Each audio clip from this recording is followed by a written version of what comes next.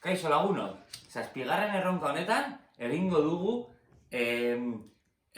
bolo moduko jolas bat. Horretarako behar dugu tiratxinaz bat edo goma bat, papera eta edalontzien piramidea. Tiratxinaz egiteko behar dugu paper zati bat, eta horretarako erabiliko dugu orri txuri bat.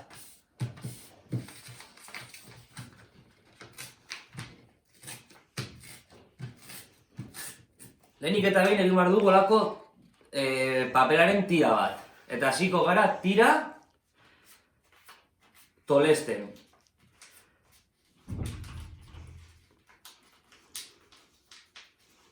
Behin tolestu dugula amaiera arte, izango dugu modu honako txurro bat. Txurroa egingo dugu erditik berriro tolestu.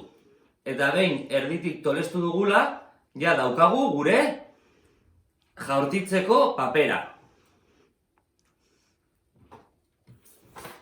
Orain, piramideen aurrean jarriko naiz. Tiratxinaza edo goma bi atzamar hauekin hartuz, osatuko dugu jaurtitzeko goma. Papera erdian jarriko dugu,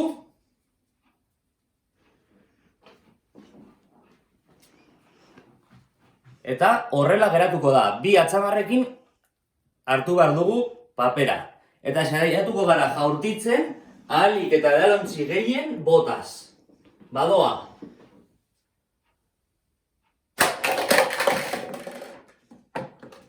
Badago.